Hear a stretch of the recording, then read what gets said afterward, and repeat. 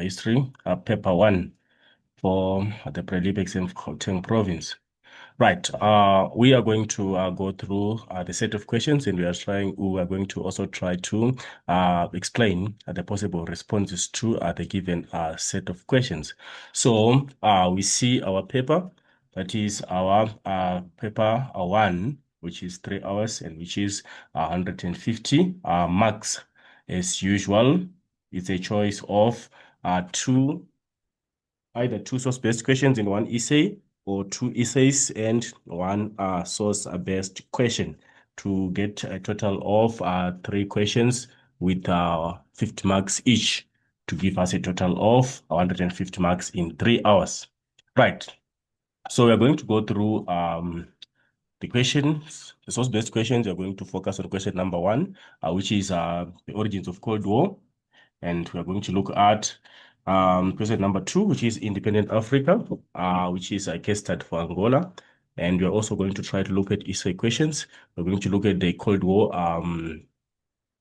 essay, which is the Vietnam case study. And also we're going to try to analyze the independent Africa essay, which is a case study for the Congo.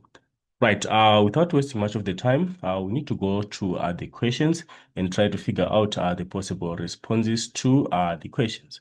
Right, we're going to start with question number 1. The focus of the question is saying, how did the struggle for control and influence between the United States of America and the Soviet Union contribute to Cold War tensions in Europe from 1947? That is our focus for the question. So we are looking at the struggle for control and influence between the USA and the USSR. We understand that these were the two major players in the Cold War tensions. The USA on the side of capitalism and the Soviet Union on the side of communism. So we want to look at how the struggle between those two extreme ends in the need to have influence over the world politics, and also on the need to have control over world political activities. How did it contribute to the tension between the two extreme ends of communism and capitalism? Right. So we go on to our question. We'll get question number 1. The first question is saying, read source A. According to the source, when did Kennan's ideas, which became the basis of the Truman administration's foreign policy, first come to public attention? This is an extraction question. It's a 1-mark question, which is an extraction question. We just need to go to the source and extract the relevant answer. The question is saying, according to the source, when. When a question is saying when, automatically it means it is referring to the time factor. We want to figure out the time factor. The question is saying when. When we are referring to time. Right. So we go to our source and try to figure out from the first source. And also, as you are going through the source, you are also supposed to figure out the context of the source. This source here, source 1A, is the source below is taken from U.S. Department of State Archives. It explains the 8,000-word telegram by George Kennan, an American diplomat living in Moscow, which was sent to President Truman's State Department. Kennan's long telegram formed the basis of American policy towards the Soviet Union from 1947. So our question is saying when. Right. We extract our answer here. Kennan's ideas, which became the basis of the Truman administration as foreign policy, first came to public attention in 1947. So we extract our response there. Our response is 1947. So it came to public attention in 1947. That is our response. Right, moving on to the next question. The question is saying, explain the concept containment. Containment in your own words. Containment, what is to contain? What is being contained here in the context of Cold War tensions? When you're looking at containment, basically, it is in simple understanding is the stopping of the spread of communism.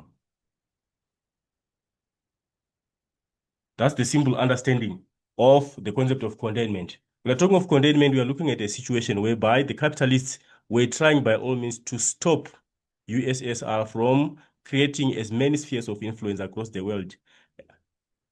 We are looking at a situation whereby the capitalists, they did not want Russia to spread its influence across sovereign states of the world. Mainly what it did, what the US did in East Europe, it was spreading its ideology in most of the countries in East Europe, and also it was trying to influence other countries across the world to follow the idea of communism, including in Asia, where we are going to look at the Vietnamese case study. Right. So that was that's the concept of containment. Right. Next question says, explain what is implied by the statement. He called for countering Soviet pressure against the free institutions of the Western world in the context of the United States strategy. What is implied by the statement? He called for countering Soviet pressure against free institutions. What you need to address, you need to address the effect of countering, and you need to address the issue of pressure against the free institutions. Right. So what is the implication there? We are seeing that statement is saying, explain what is implied by the statement. He called for countering Soviet pressure against the free institutions of the Western world in the context of the United States strategy. So we can say the US in its strategy, USA, it wanted to stop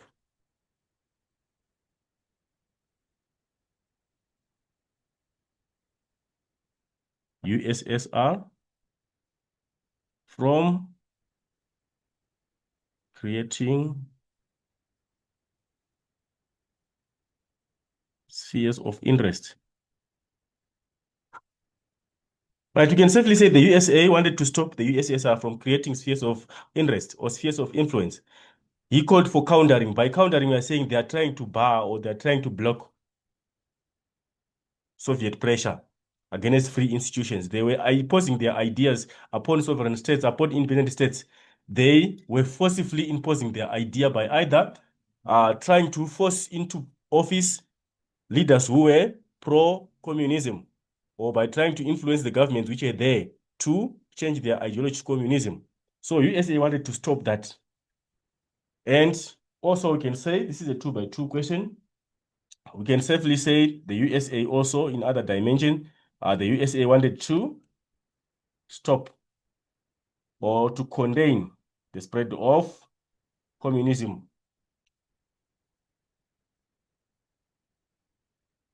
We can also safely say USA wanted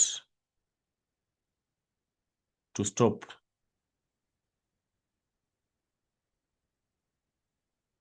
the spread of communism.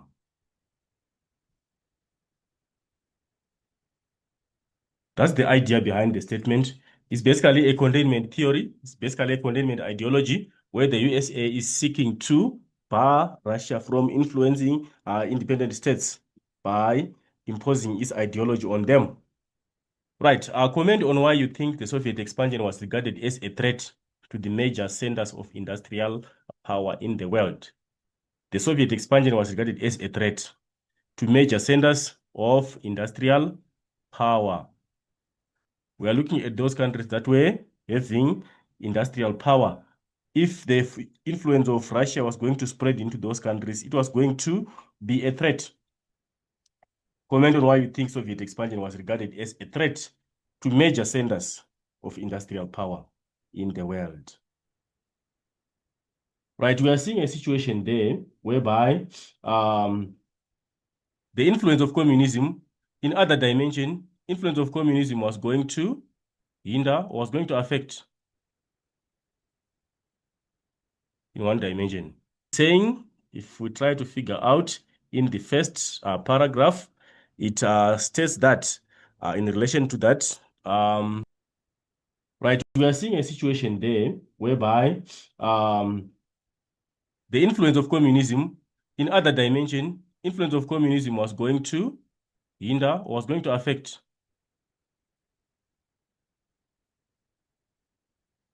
productivity. in one dimension. They're going to affect productivity in those industrial powers. How are they going to affect? We know communism as an economic system is an ineffective economic system. It's non-effective. It requires the government to take control of everything. And we know that the government in most instances is very ineffective in managing economic affairs. So we cannot have a government of communism which is running, like, for example, areas of raw material production, which are needed in industrial or in the industrialized world. The source below is an extract from Nikolai Novikov, the Soviet ambassador to the United States between April 1946 and October 1947. In September 1946, Novikov reported to Moscow in response to George Kennan's long telegram. So this is a response to the telegram which we have just been using for the first source. It's a response from the other side in relation to what was posted in that long telegram. Right. So we go to our questions. We'll just have to figure out what sense is required from the source. Right. The source is saying, the question is saying, according to the source, what does the foreign policy of the United States reflect? What does the foreign policy of the United States reflect? This is an extraction question. We have to go to the source and extract the relevant information from the source. Right. It is saying, if we try to figure out in the first paragraph, it states that in relation to that, right, the foreign policy of the United States, which reflects the imperialistic tendencies of America, monopolistic, which is sole control, capital, is featured in the post-war period by a striving for world supremacy. That is where we extract our answer from. So what does it reflect? That is our question. It reflects the imperialist tendencies of American monopolistic sole state or capital, which is characterized in the post-war period by a striving for world supremacy. That is the foreign policy, according to the reflection by Nikolai Novikov. He's saying America is having an imperialistic tendencies, meaning to say it wants to dominate and extend its influence into other countries. And also it wants to adopt a monopolistic, a sole control of capital, controlling the world capital. And also is featured by a post-war period after the Second World War. Americans were striving for world supremacy, meaning to say they wanted to be the biggest functioning economy. They wanted to be the most notable economy across the whole world economies. That's the foreign policy according to the reflection by Nikolai Novikov.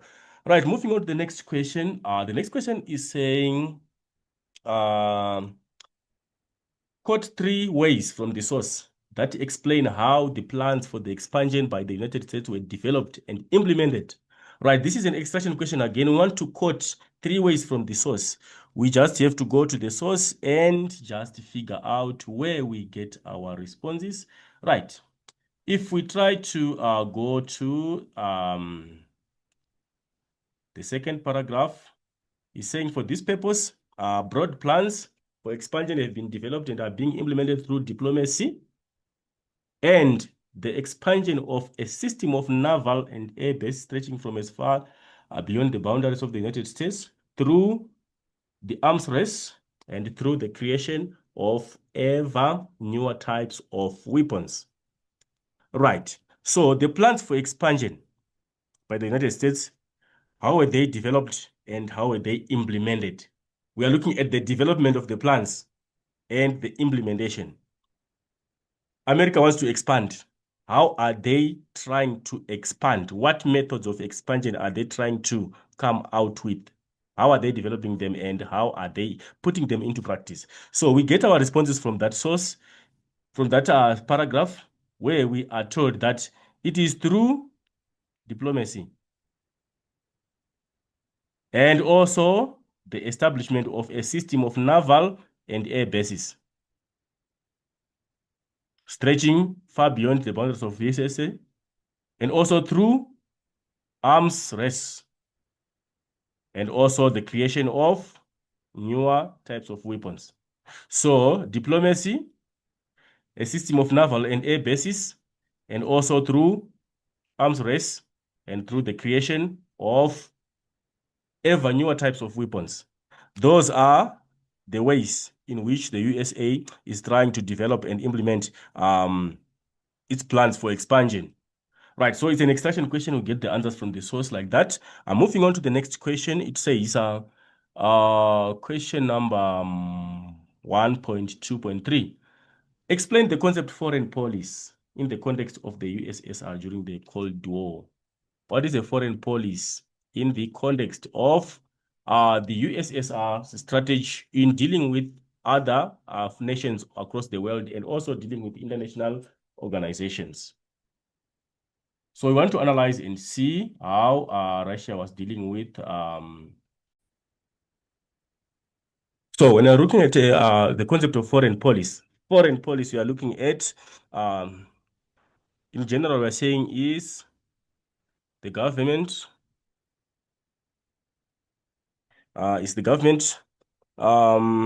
strategy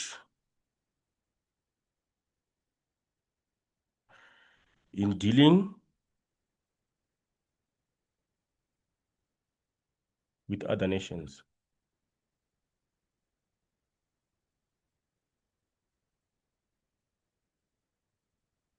Or we can also include the international community.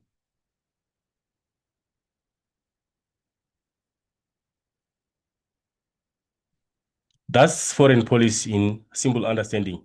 Foreign policy, we are saying foreign countries. How should we deal with foreign countries? We are a nation on our own. We must decide on how we must deal with other countries.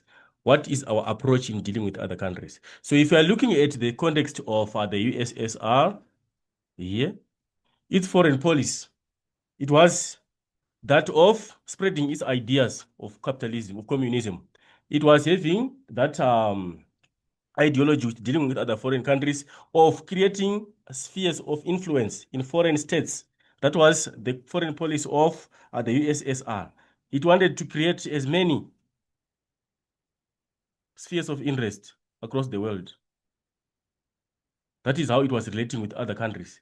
It wanted to ultimately impose its ideology on other countries. That was the target by the USSR, to try and influence countries of the world to follow its ideology of communism. That was its foreign policy. Right. So moving on to the next question, comment on the usefulness of this source to a historian researching the expansionist policy of the United States. Right. When you're looking at this one here, we want to analyze the usefulness.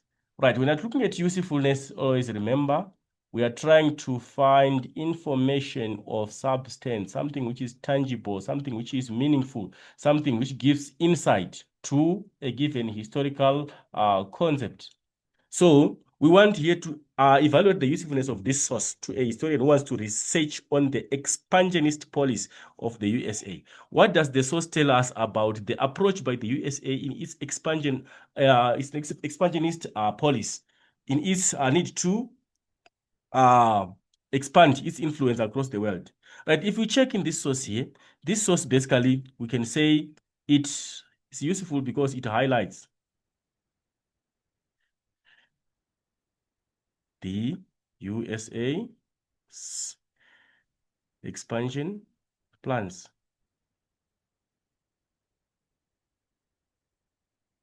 Right, it highlights the plans by the USA, how it wanted to expand. The plans are indicated in the source. So it's useful information that we get to know the plans that the US was using in trying to adopt its expansionist policy. And also, that source, it also tells us about how the plans were developed. The source gives us information on how those expansionist policies were developed. We have analyzed that. And also the source tells us about how the plans were implemented. The implementation of the plans are indicated in the source. How did they want to put the plans into action?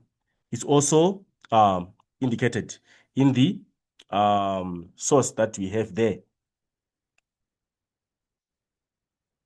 So basically, if you are looking at those aspects, we can say the source is useful because it's giving us tangible information about the expansionist policy of the USA. One, by giving us the plans of expansion. How did the USA target to expand its influence across the world? And how were those plans developed? We get an insight onto that. And also we get to figure out the implementation of such plans. How were they put into action? Right, so basically when looking at the usefulness of a source, you must figure out something which is of substance, something which is meaningful that you get from that particular source. Right, let's move on to the next question. The next question is number 1.3. Refer to source 1A and 1B. Explain how the information in source 1A differs from the evidence in source 1B. Right, we understand when we are contrasting sources, we use that very format where we say source 1A says this, and this differs from source 1B, which says whatever. So we just need to identify ideas which show contrast there or which show differences between the two sources. Right. So from the two sources, without going back to the sources, we can figure out that I'll put source A here, and then I'll put source B here to show the difference. Right. So what does source 1A saying? Source 1A is saying USSR is imposing pressure against free institutions. That is the picture in source 1A. He's saying the USA is imposing pressure against free institutions. They want to impose their ideas on countries which are free and independent. And what does source 1B say, which is different from that? If you check source 1B, it says the USA is strengthening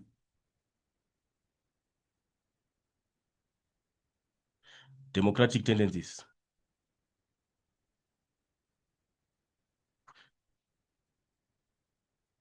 which is different. Imposing pressure against free institutions and advocating for democracy is different.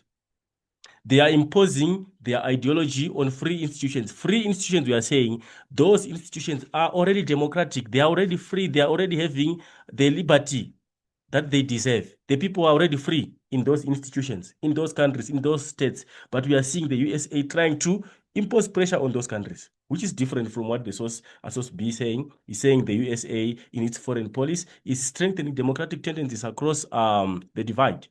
So it's differences between those two sources. It's one difference. Remember, this is a 2-by-2 question. You must figure out two different responses, two independent responses to the question for you to get 4 marks. Each comparison will be having 2 marks. So you need to figure out another difference. And you can also say the USSR's policy, it was adopting it was having an expansive tendencies.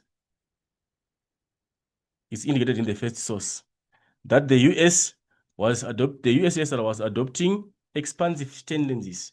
It wanted to expand its influence across the whole divide, across East Europe and also across other independent states, the free institutions.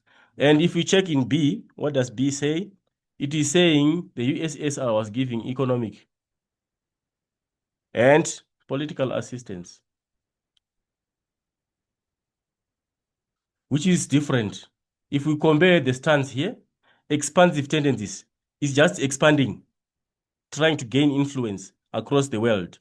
It's trying to influence its ideologies, countries to adopt its ideologies through its expansive tendencies. But however, in source B, is not portraying it the same. He's saying the US is just giving economic and political assistance. It's not expanding to anyone else. It's not influencing any free state, any free institution. It's not trying to dominate other states, but rather it's just assisting economically and politically. So we see how we show the differences between our two sources. Right, and remember, we must use the format source 1A says this, and this differs from source 1B, which says whatever. and you give 2 responses. Right, moving on to source C. Right, our source C, let's check the context of the source. The source is saying, source 1C, the source below is from the general records of the United States government. It outlines how the USA wanted to contain the spread of communism in Europe. Right, that's the context of the source. Moving to the questions. Right, the first question is saying, what, refer to source 1C, according to the source, what were the conditions in Europe like when World War II ended? We want to look at the conditions in Europe after the ending of Second World War. The conditions are definite. We'll get them from the source. Right, what does the source say? We're going to pick the conditions here. Europe lay in ruins.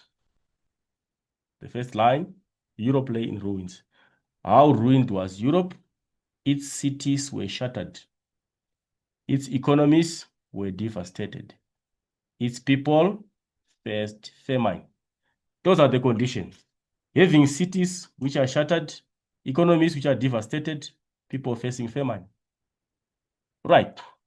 It's an extraction question. Name the act that President Truman passed in 1948. It's an extraction question again. We come here. It says, Congress overwhelmingly, that is paragraph number 2, sentence number 2, starting from Congress. Congress overwhelmingly passed the Economic Cooperation Act of 1948. And on April 3, 1948, President Truman signed the act, which became known as the Marshall Plan. So our response for the next question there is the Marshall Plan. That was the act which was signed by the president, by President Truman. He signed the Marshall Plan. Right. Why do you think President Harry Truman sent a message to Congress to provide economic aid to Europe in December 1947? What was the rationale for President sending to the Congress that they must provide economic aid to Europe? Right. So we want to figure out the reasons there. Why President had to send a message to the Congress so that they would provide economic aid. One and the most definite reason that we have seen there, we have seen that economies were devastated. European economies were devastated by the Second World War. They needed assistance. World War II had devastated the economies of Europe.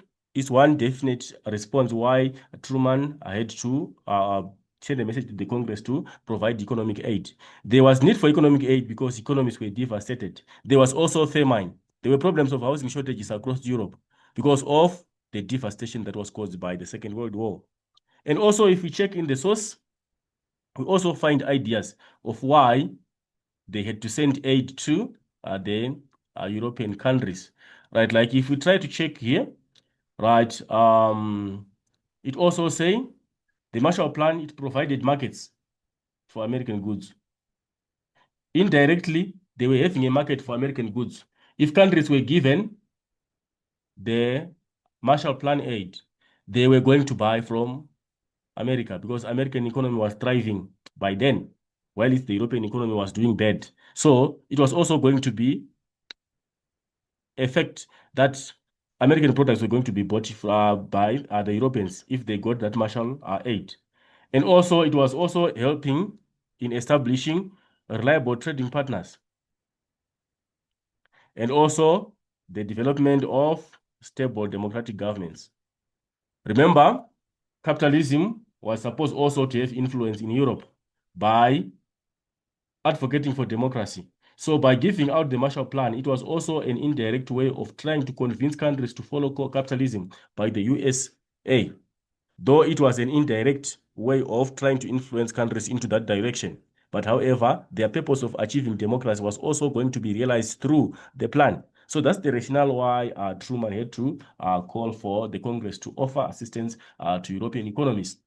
Right, moving on to the next part, we are moving on to Mention two provisions in the source that enabled European recovery.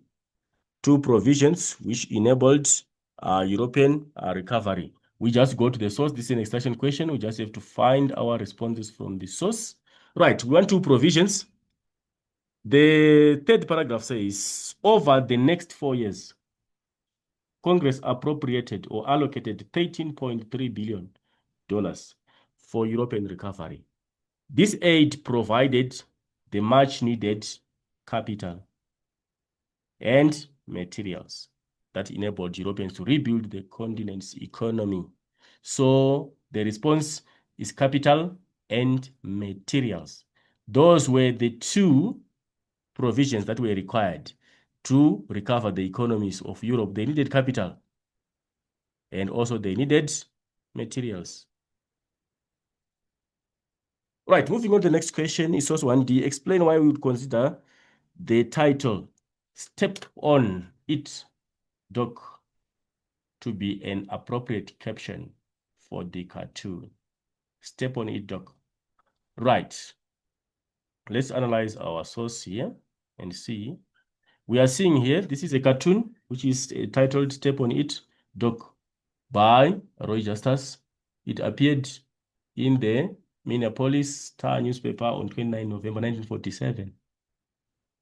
It depicts the US strategy of the policy of containment. So we are seeing, the title is Step on It, Doc, and we are seeing the US Congress here being the doctor, and the doctor is rushing to Western Europe. And we are seeing communism being depicted as a vulture here flying over the doctor rushing to Western Europe. So the title is saying Step on It, Doc. Step on it. Step on it here. The step on it basically is implying on the vehicle that is being used by the doctor going to Western Europe. He was supposed to step on that vehicle. He was supposed to speed up the reaction towards Western Europe, as we are seeing in the picture. So why is it the title appropriate?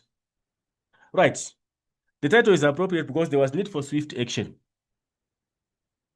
It's appropriate because there was need for swift action. European economies were in a dire straits. There was need for swift action or fast action to revive the economies of Europe.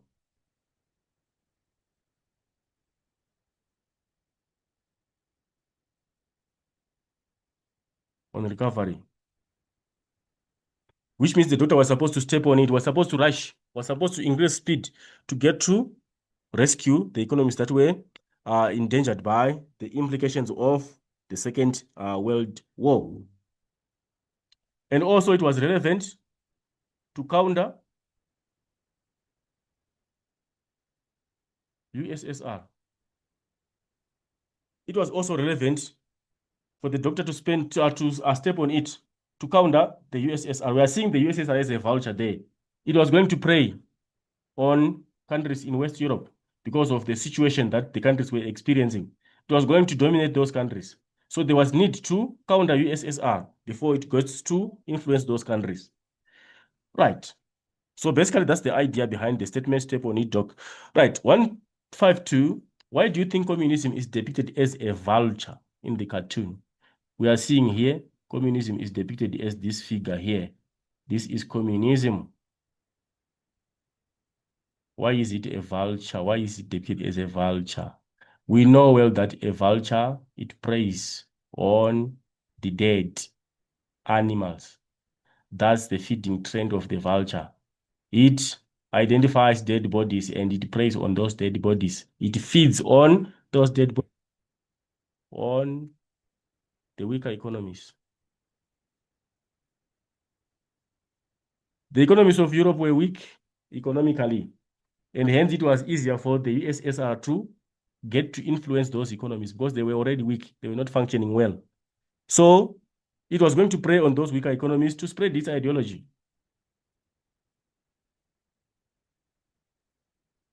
The same way a vulture takes advantage of a dead animal to feed itself was the same way that the USSR was going to also use to gain momentum over weaker economies of Europe. They were weak and they could not defend themselves. And hence it was going to be easy for the USSR to impose its ideology on those weaker economies.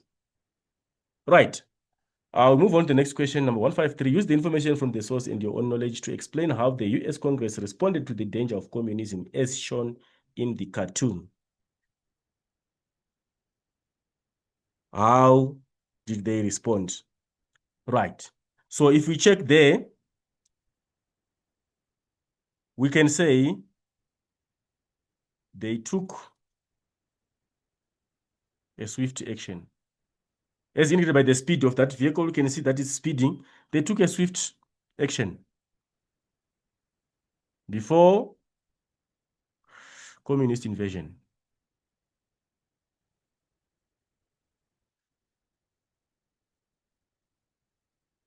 It was a dangerous situation for communism to ultimately get to West Europe before the coming of the aid to those economies.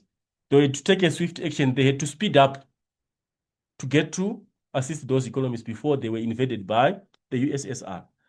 And also, in other terms, we can say they had to issue out large sums of money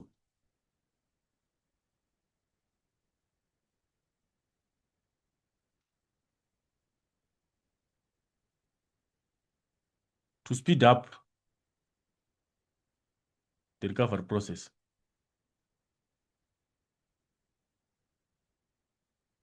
They had to give us large sums of money for them to speed up the recovery process. And also, if we check, is labeled here. If we check on our voucher, it's labeled chaos. What is the implication of the word chaos here? Right.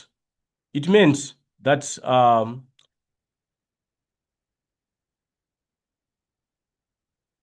how the US Congress responded to the danger of communism. Right. How they had to respond there.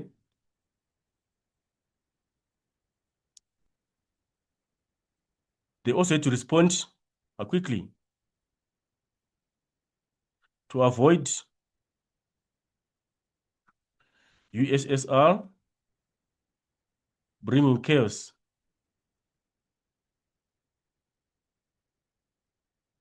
to European states. The USSR was bringing chaos. So for the fact that they were going to bring confusion in the European states, they had to quickly avoid such. The coming of the confusion was supposed to be avoided in as quick as is possible so that it was not supposed to reach Europe before the intervention by the USA. Right, then the last question is our paragraph question.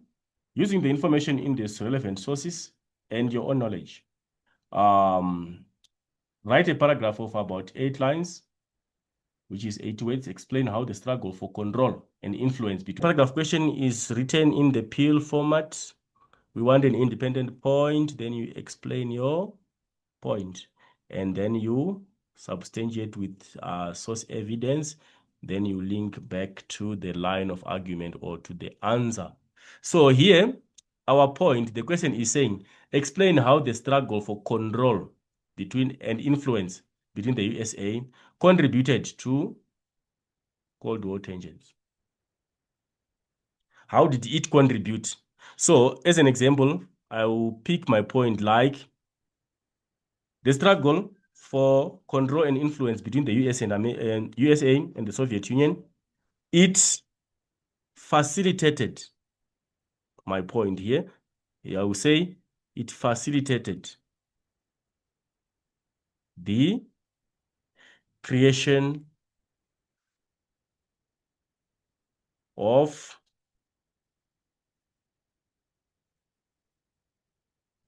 distinct foreign policies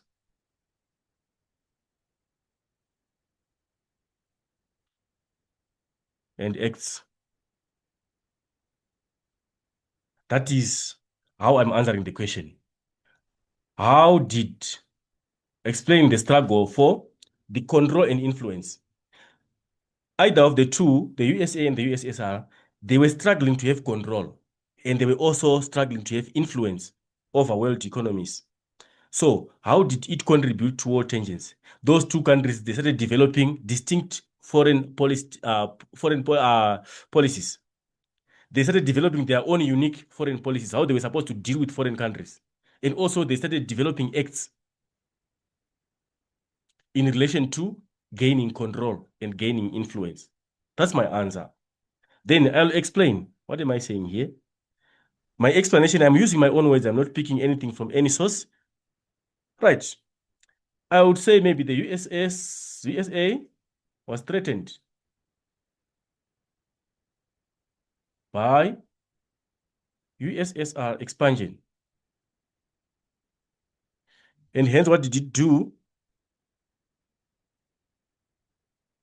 It wanted to contain it.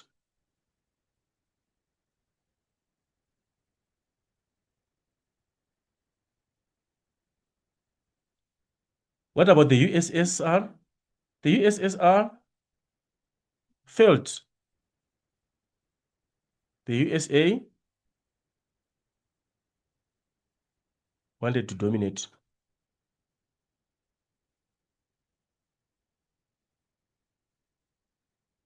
World affairs. I'm explaining in my own words, supporting the fact that there was creation of distinct foreign policies. What was the idea there? It was an idea of a field that were being threatened. The USA is feeling that its USSR is spreading. The spread of communism is like spreading like wildfire. Then what must we do? We must find a way of stopping it. We must contain it. The USSR is also feeling that the USA wants to dominate the whole world. After the Second World War, the post-war situation of the USA is that it wants to dominate the affairs of the world. Then what is going to happen there? We can pick some evidences from the sources. USA wanted to counter Soviet pressure.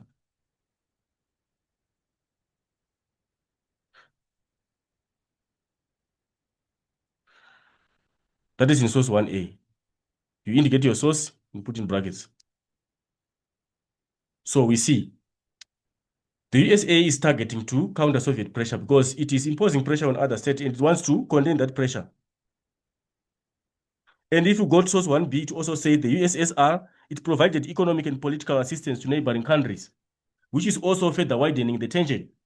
They are strongly becoming enemies because of their effects, which are created through their policies.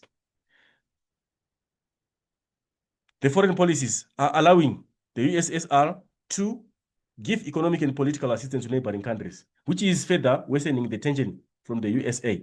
Why are you giving economic support and political support to other countries? It's a threat to us.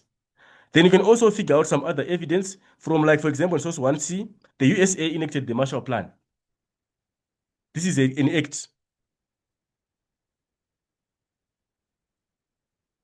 And by the Marshall Plan, we are seeing that it's further worsening the tension. The tension by the from the USSR side. They are feeling threatened by the fact that USA is giving out money. They want to buy support to their side of capitalism.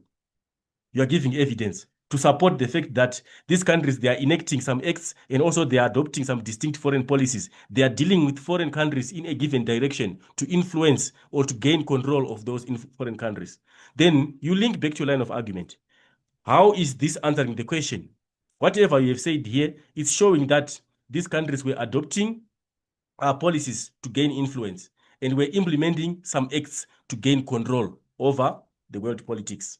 That is how you answer your paragraph. You must start by creating a line of argument, which is an independent answer to the question. You figure out evidences. You explain in your own words, then you figure out evidence from the sources, relevant sources, and you link back to your line of argument. Right, that takes us to the end of the first question. Then we need to look at the Angola question, a case study for independent Africa. Right. Our question is saying, why was the outcome of the Battle of Cuito Cuanavale significant in the influencing the political landscape of Southern African region from 1987 to 1990? That is the focus of our question. Right, without wasting time, we move to the first question. Our first question is based on source 2A, which is the source below is taken from a book by a British foreign correspondent, F. Brickland, titled The War for Africa, 12 Months That Transformed the Continent. It outlines why the South African government decided to assist UNITA at Cuito, Congo, Angola. Right. That besides the point, we leave the source. We're going only to use the source where it is required. Right. List the 3 colonels involved in the meeting known as the Night of the 3 Colonels. This is a level 1 and an extraction question. We don't need to waste time. We just have to go to the source and find those 3 people who are being asked in the question. Right. It says here, the meeting between Harris, Olsik, and the officer commanding the South African Defence Force Northwest Namibian sector, who was Colonel Piet at Harrisfield, south of Lomba River, became known as the Night of the 3 Colonels. So these are the 3 individuals: Harris 1, Olsik 2, and Piet. It's an extraction question. The next question is what, according to the source, did General Rafael del Pino Diaz regard as the best tactic that needed to be used to stop the FAPLA from advancing to Mavinga? Right, that one also is an extraction question. We just want to go to the source and pick where the response is. Right, it says here, by now, the CIA was sending the SADF intelligence assessment on the FAPLA or the Cuban build-up.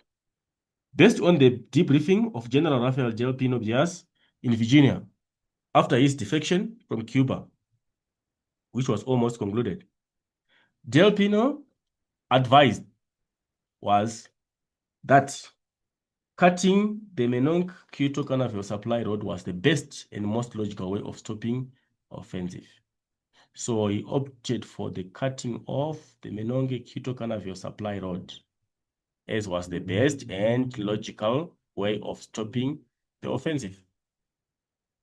That was the best way to stop the offensive. So, according to his interpretation of the war situation, he advocated for the cutting of that supply road to ultimately deprive people of the supply of essentials in the war. Right. So moving on to the next question, we move on to the next question. The next question is, using the information in the source and your own knowledge, explain why the CIA decided to assist South African government at Cuito, Congo. We are looking at the CIA, which is the intelligence of the USA. Right. Why did they decide to assist South African government at Cuito, Congo? South Africa was also involved in Angola through Namibia. So why did the CIA try to assist the South African army? Right. The most obvious reason that we can use here is the fact that South Africa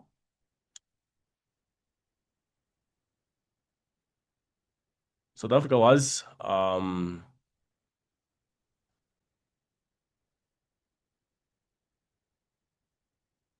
an ally of capitalism. South Africa was an ally of capitalism. It was one of the players dominating, who were adopting the ideas of communism, the apartheid government. So by them aligning their side of ideology to the side of the USA, it was justified that the USA would assist them in the fight. Since they were fighting for the same ideology, they were fighting for Angola to become a capitalist state. So the USA had to intervene and assist them because they were allies in the same format of economic ideology of capitalism. Right. Then it says, court evidence from the source which suggests that the South African government did not approve Colonel's first plan to stop the Cuban forces from advancing. We want to find evidence from the source which suggests that they could not accept the decision. The first plan, if we come here, it says, The South African cabinet instead approved the commander's secondary plan. It approved the secondary plan. We are seeing the situation there. Meaning to say they did not approve the first plan. The fact that it says the cabinet instead approved the commander's secondary plan, it means they did not approve the first plan. Right, the next question is saying, comment on how the international perception of South Africa's policies influenced its military decisions during the conflict. Comment on how international perception of South Africa's policies influenced its military decisions during that particular time. Right. So we are seeing South Africa here in a dilemma. It was following the apartheid, it was adopting the apartheid policy, and those policies, they were against humanity, and countries of the world were ultimately against South Africa adopting such practices against humanity. So it also influenced its military decisions during the conflict. How did the perception? South Africa was having a negative perception. Countries of the world, they were perceiving South Africa as bad because of its internal policies. But however, how did that perception influenced its military decisions during the war? We can safely say South Africa joined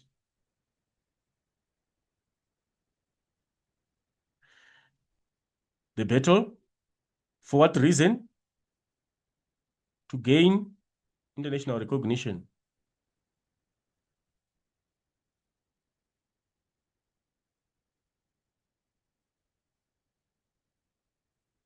By aligning with the USA.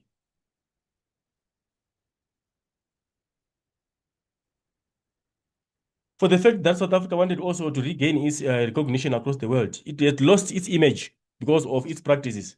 It was forced to go into the war to prove to the USA that it was a strong anti-communist. And also it wanted to gain popularity by relating itself to the USA. So it influenced how it was perceived by countries of the world. They wanted to cover up for that by joining in the battle and also joining on the side of the USA to cover up for their flaws. They wanted to relate well to the USA and to cover up for their flaws in their own internal policies. And also, if we check, if we look at communist, apartheid was against communism.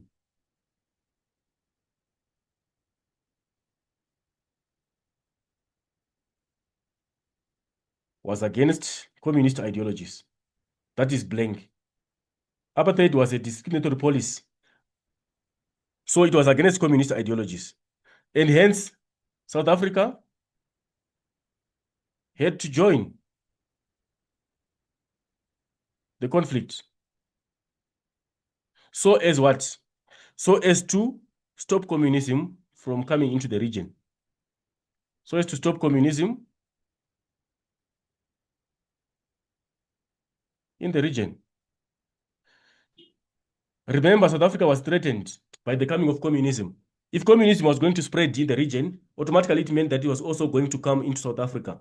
And remember also South Africa made an attempt, not an attempt rather, it ultimately banned the South African Communist Party for the reasons that it was advocating for equality, which was against the apartheid principles. And hence, it was also a threat for communism to come into the region.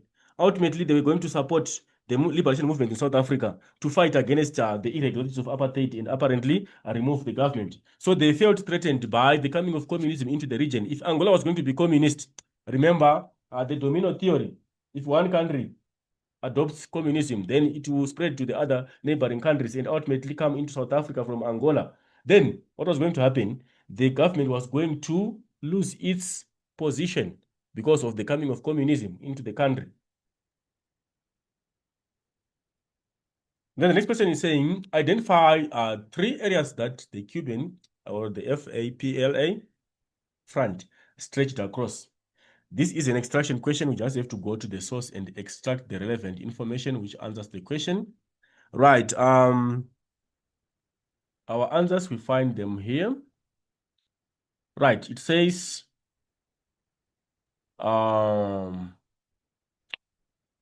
We want to look at the stretch. The question is saying 3 areas. Right, the night of the 3 colonials, the CIA, and it talks about the decision highest level PW Botha. Right.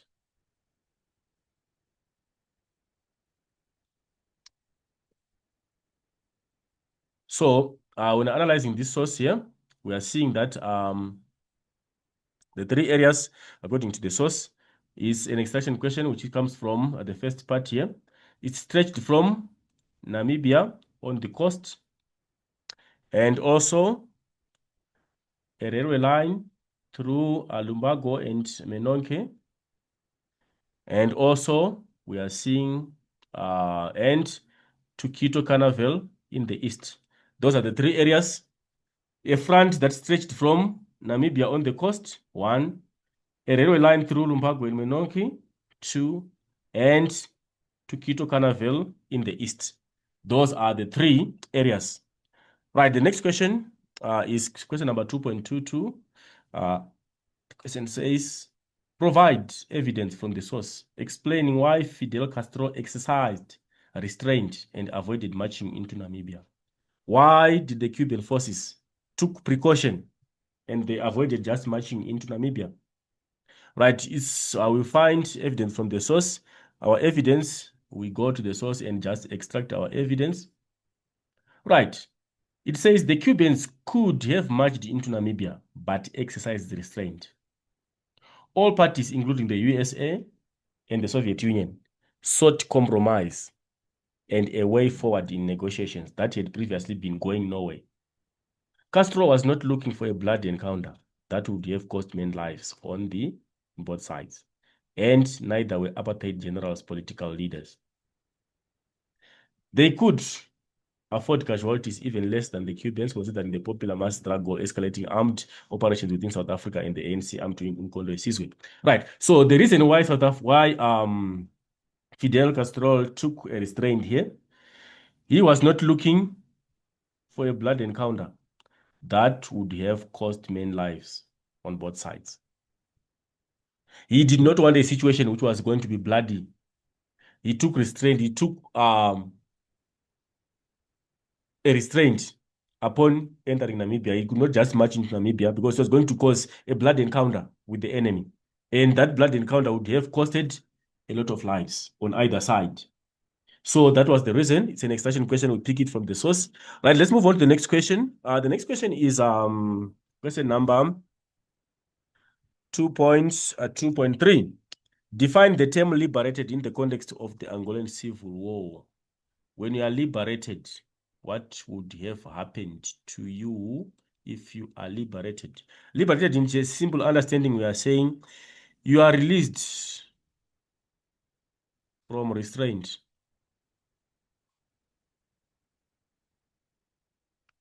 Or you are set free.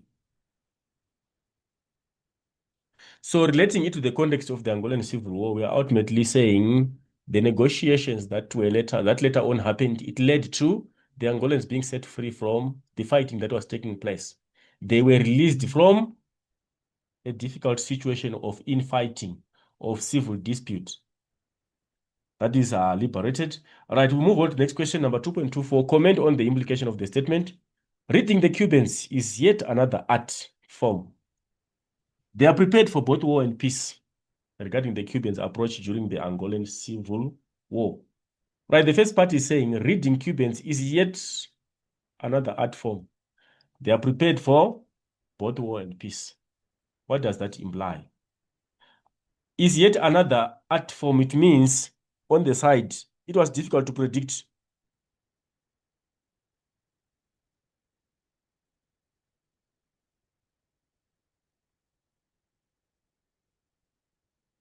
whether the Cubans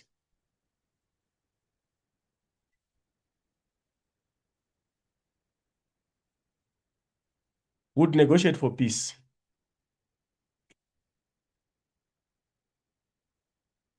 or would opt to continue fighting. That's the implication of the statement. Reading Cubans is yet another art form. It was difficult to predict that if the Cubans were going to opt for peace or they would opt for continued fighting. Explain why a historian would consider this source reliable. What the battle are reliable regarding the Battle of Cuito Cuanavale.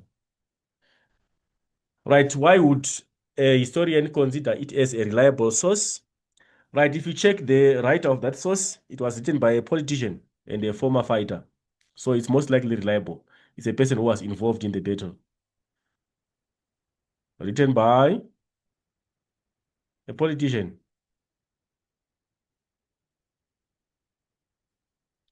and former fighter. So it's reliable based on the author of the source. A source written by a historian, someone who was involved in the and is currently practicing politics, is currently in the politics field. So it's most likely to be reliable for the fact that a person is involved in political issues and also is a former fighter. And you can also say this source here about the Battle of Cuito Cuanavale, it's also corroborating. If you check with source A, corroborates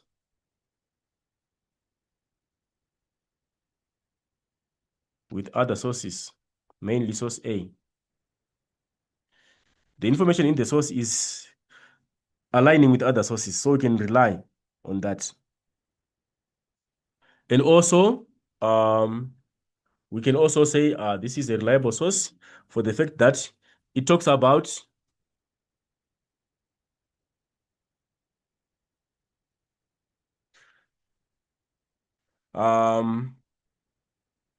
the struggle in SA by the MK and also the conscripts.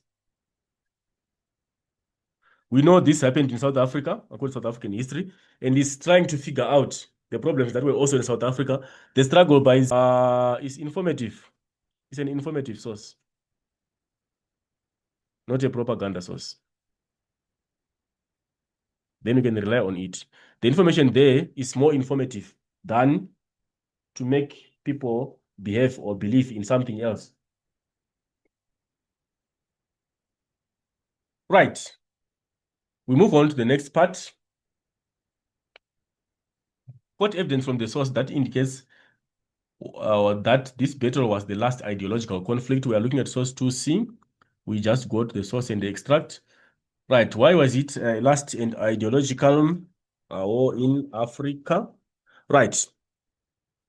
Ideological conflict of the Cold War. We find evidence. It says was one of the final and most significant battles of the Cold War. It suggests that it was the last battle of ideological conflict of the Cold War. So it says it was one of the final and most significant battles of the Cold War. That is our response. It's an extraction question, level 1. Right, move on to the next question. Question number 2.3.2. 3.2.3 says, using the information from the source and your own knowledge, explain how the outcome at Cuito Cuanavale served as a turning point for the following countries. A turning point, you are saying that battle, it brought significant changes to the way of life of people in Angola and in South Africa. How did it bring a significant change of way of life for the people of Angola? Angolans were liberated. It was the route for liberation. Civil disputes. The civil dispute ended.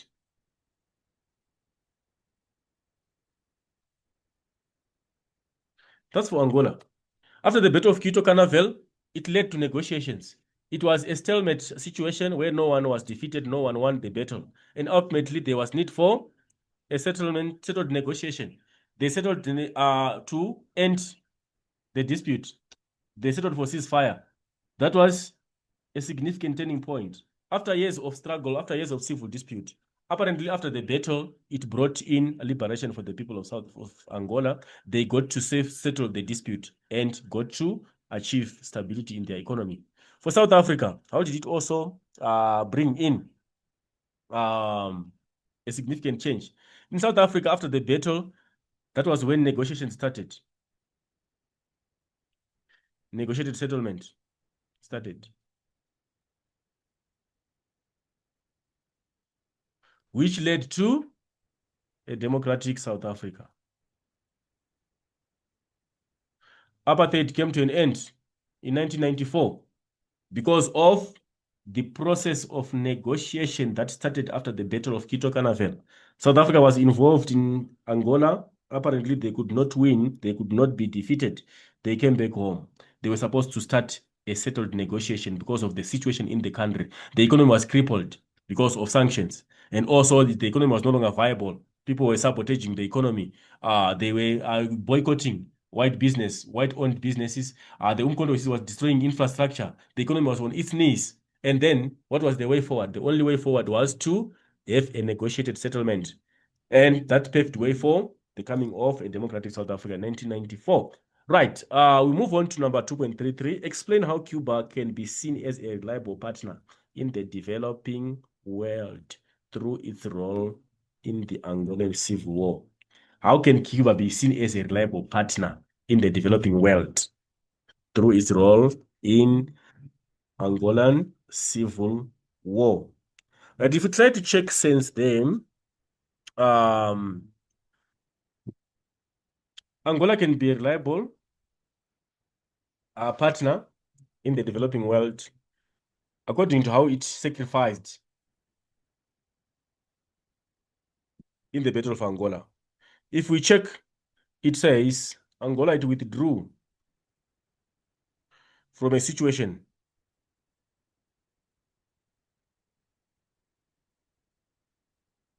that required extreme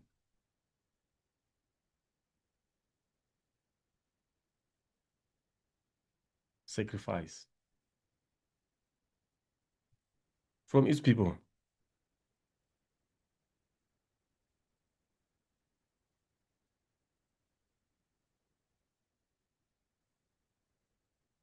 So, but the fact that it offered a sacrifice, it means it's a reliable partner. It can stand on the side of the developing countries. And also, if we check, the Angolans, they send their troops. The Cubans, which is a very great sacrifice, sending troops to be physically involved in a foreign country. It means they did a very big sacrifice. It was a dedication towards the liberation of developing countries. Sending troops to Angola, it was a mere sacrifice. So it can sustain that it is a reliable partner in the developing world, according to what it sacrificed in Angola. Then the next question is saying, define the term solidarity in your own words. When you are defining solidarity in our own words, we are saying solidarity basically it's unit. Or we can say agreement or support.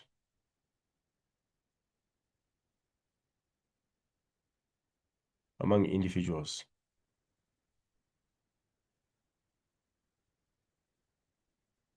Individuals or groups with same interests. We have the same interests and we are supporting each other. We are unified because we have same ideology, we have same interests. Then we stand in solidarity. We stand strong against what we don't want. And we stand strong for what we are advocating for because we are having the same interests. We are having a shared ideology. We are having shared interests. And hence we can support each other. We can have unity. We are unified for the fact that we are having a shared interest. That is standing in solidarity. Right. What message is the leaflet conveying regarding the outcome of the Battle of Cuito? What message is the leaflet conveying? Let's look at the leaflet. So it's 2D. Right, the leaflet was designed and created by the anti-apartheid movement after the Battle of Cuito. Namibia Emergence Campaign was launched by them. anti-apartheid movement and the Namibian Solidarity Committee to campaign for free and fair elections in Namibia. Right, so what message? It says Namibia on the road to freedom. And you can see people clenching their fists and rallying for the free and fair elections for Namibia. So the question is saying, what message is the leaflet conveying regarding the outcome of the Battle of Cuito, Cuanavale? The message here is the battle paved way for liberation of Namibian people.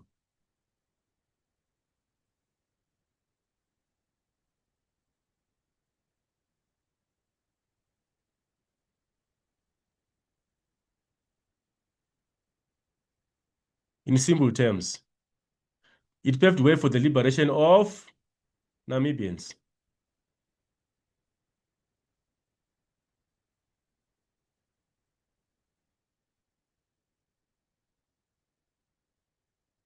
It shows that the battle ultimately allowed for the liberation of the people, because it's saying, if you check the heading of that particular, it says Namibia on the road to freedom.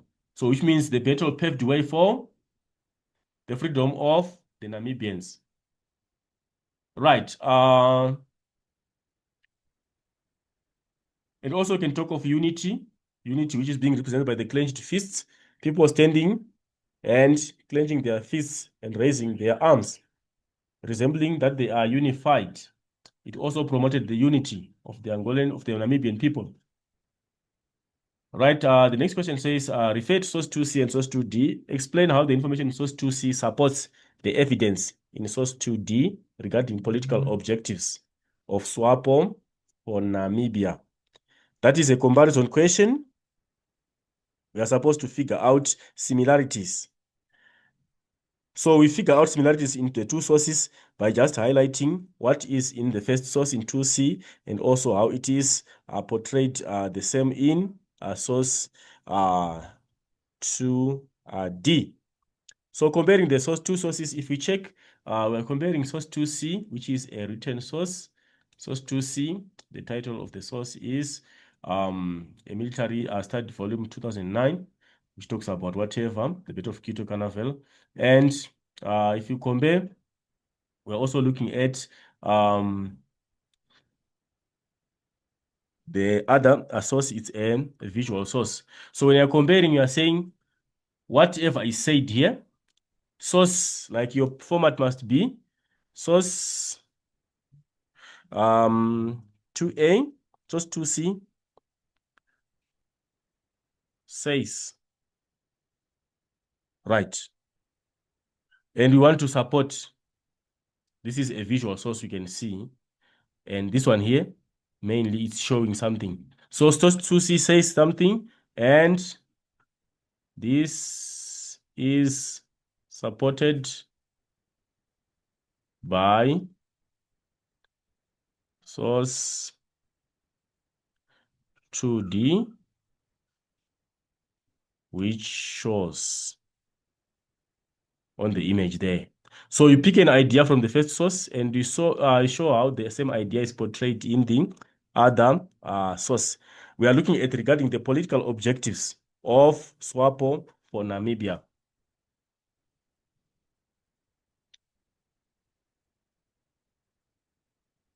So you can pick out ideas here. For example, a peaceful outcome. You see how a peaceful outcome is portrayed in the other source there.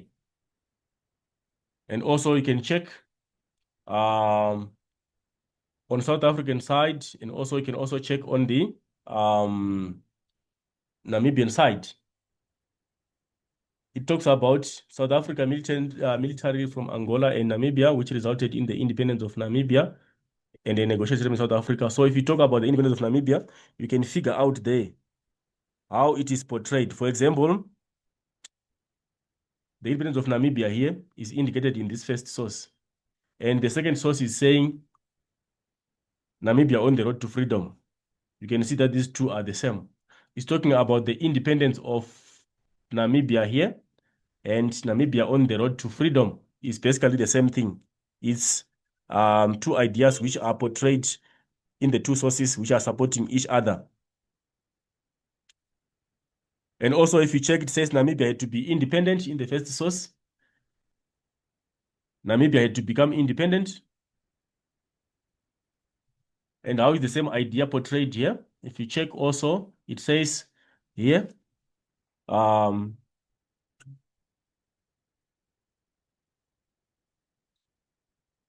a century of colonial racist rule has been brought almost to end by the struggles of Namibian people, led by their liberation movements, the SWAPO, and by the effects of sanctions and international pressure on South Africa.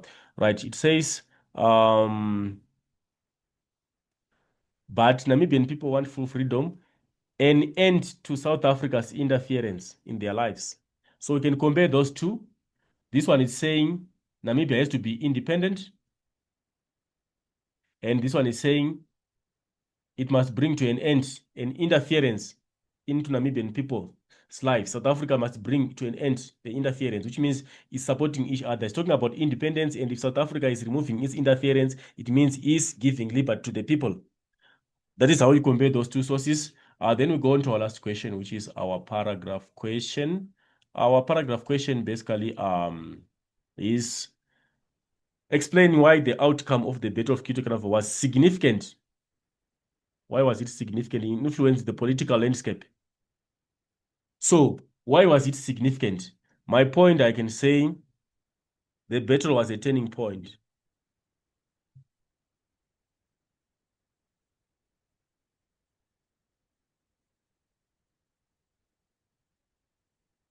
In the region.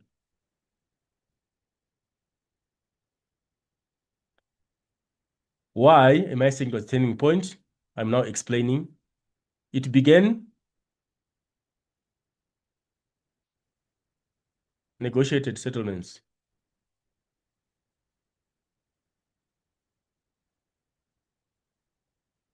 In South Africa, for example,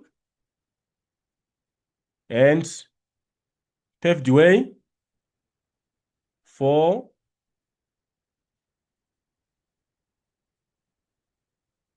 free elections in Namibia.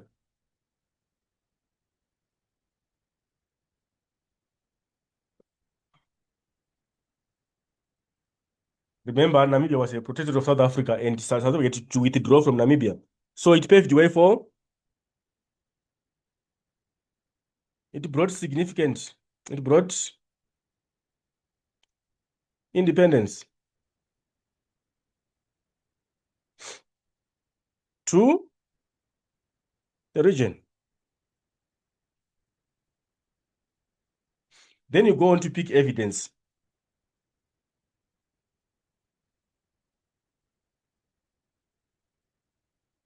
Like, for example, achievement of political objectives. It led to the achievement of political objectives according to the sources. Or you can talk of liberation movement in South Africa. It was the starting of lifting of the end of apartheid. Brought an end to apartheid as evidence from the sources. So you pick evidence, then you support that it was a turning point. It brought significant changes to the region. The fact that apartheid came to an end, it was a significant change to South Africans. The fact that South Africa got to have a democratic elections in 1994, it was a significant change. The fact that Namibia had to do free and fair elections after the withdrawal of South Africa as a taking it as its protectorate, it was a significant change to the region. So we try to figure out evidences, and we support that by the given source evidence as evidence from the sources. Or we can also pick the fact that the source D is saying Namibia on the road to freedom.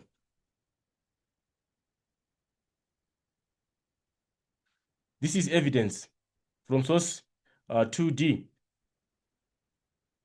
It's giving us evidence that Namibia is on the road to freedom, which is also a significant change, which was never expected, but it came as a result of the battle. Right. So basically, that is how you answer the paragraph question. Right, we'll go on to the essay questions and try to figure out how we are supposed to answer those questions. Right, I'll just elaborate on the lines of argument that you can use. Then the points are clear. Essay points are always the same. The essay points are always the same. But what I need to elaborate on here is just I need to elaborate on the line of argument. Then I'll just highlight on some ideas that you can use in the essay. Right, question number 4, it says, the United States of America, USA, as a superpower, was able to defeat the Viet Cong. This is where our controversy is. Was able to defeat the Viet Cong in Vietnam War from 1963 to 1975. Right, that is our statement. Do you agree with the statement? Support your line of argument with relevant evidence. Right, do you agree with the statement? Remember, when you're answering your question, we need a line of argument. I'll elaborate on the introduction, what you need to do with the introduction in introducing your essay. Right, we need the 3 steps of the introduction. Number 1, we want an answer, or this one. The US as a superpower was able to defeat. We must use our historical understanding of the war. What was the result of the war? We know without doubt that the USA was defeated. So there's no way we can agree with this statement here, because it says the US was able to defeat, meaning to say it won the war. And yet we know the results of the war were in favor of the Viet Cong. So we cannot agree with this. So our answer or our line of argument definitely must be in disagreement. Or one can disagree.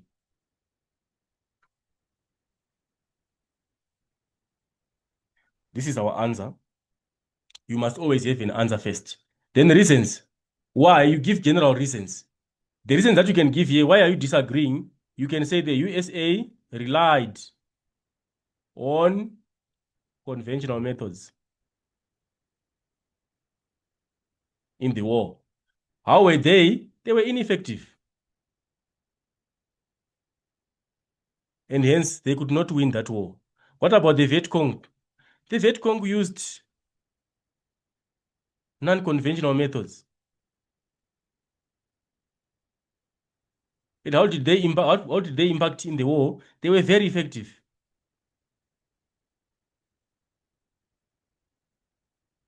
And leading to their ultimate win.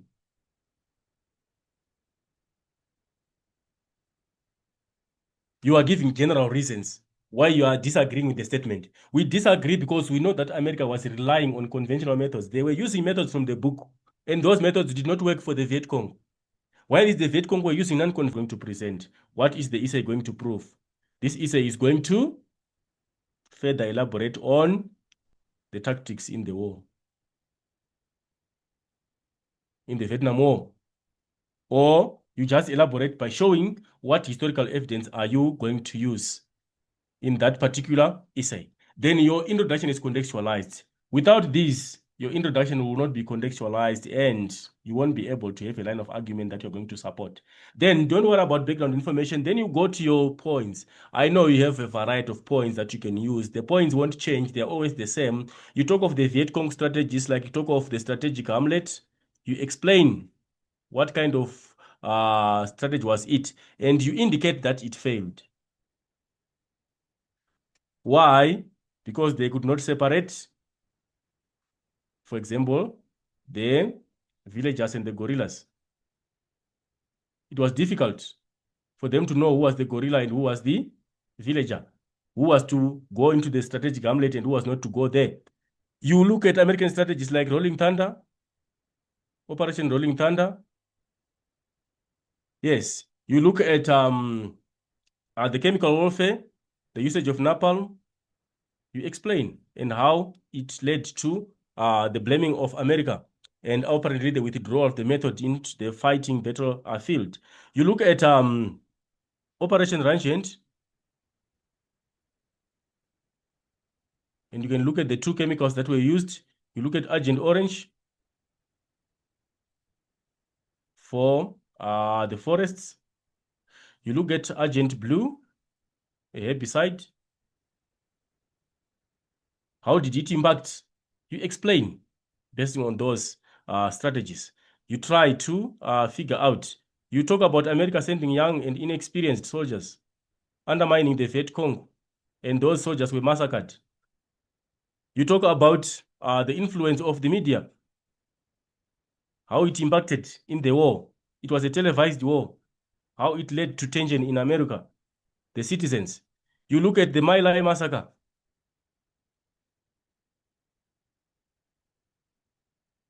How it impacted. You look at protests in the US against the government and apparently the withdrawal. You look at Vietnamization. Those are some of the points, but not limited to those. You must be able to develop them into full paragraphs. Then you go to the side of the Viet Cong. You also look at the strategies that were used by the Viet Cong. Mainly, you look at the guerrilla warfare. You elaborate on the tactics of guerrilla warfare that they were using, the hit and run tactics. How did it impact equipment to fight with in the war? You look at the usage of the Ho Chi Minh Trail, how it assisted the Vietnamese in the fight. You look at support from peasants, how the peasant farmers supported them. While they were promising them that if we go under communism, we're going to be afforded a right to own land.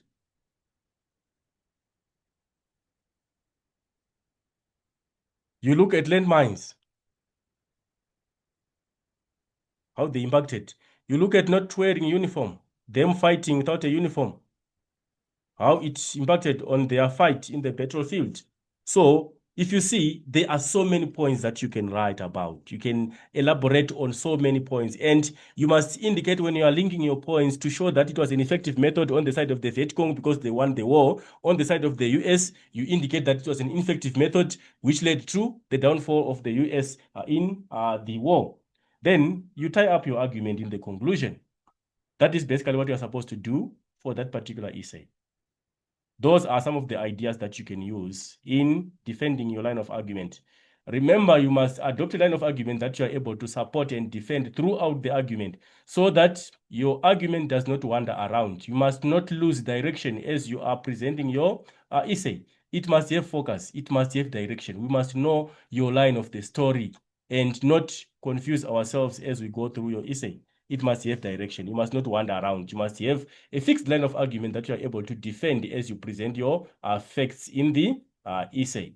That is basically what you are supposed to focus on for that particular essay from the case study from Vietnam.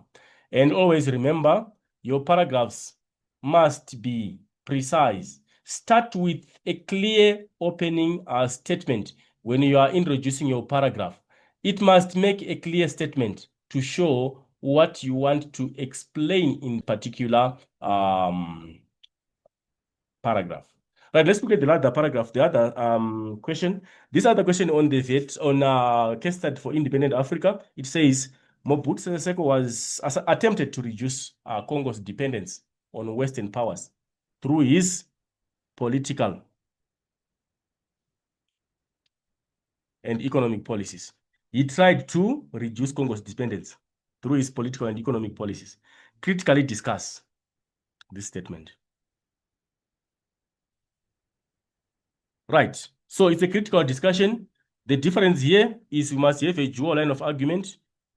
It must be two line of argument to show that he attempted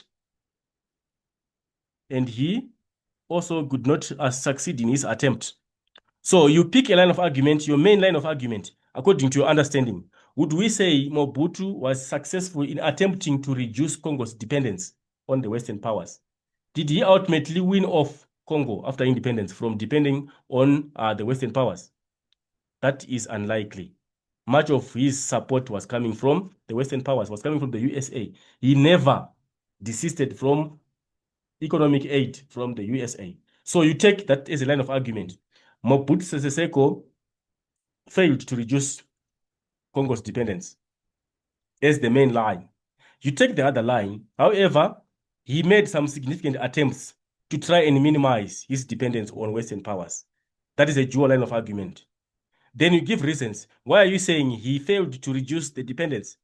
He adopted a capitalistic economy, which he could not manage. An economy relying on one product, which was very difficult for the economy of Congo to sustain on its own. He could not manage the economy effectively, and hence he could not desist from asking for aid. Then on the other side, you also look on the positives. How successful he was in attempting to reduce. What did he do to try and reduce the dependence on the support from the Western powers as general reasons, then you give an elaboration of what you're going to present. Then the points that you can use then for that particular essay, the points still remain the same. You look at those points and you try to link them to whether it was an effective attempt to reduce dependence or it ultimately worsened the situation and prompted the need for foreign aid. You look at economic policies and political policies, like you look at him having a one-part state and also him rising as a dictator. It's political. You also indicate some policies like kleptocracy. You look at also policies like Zairinization. You look at also some of the policies that he indicated he carried. You talk of his adoption, nationalization of foreign-owned businesses and the ultimate failure of those businesses. And also, you can also try to talk of retrocession, where he tried to give back the businesses that he had taken, he had nationalized, and tried to give back to the owners. You can also talk of the adoption of capitalistic states.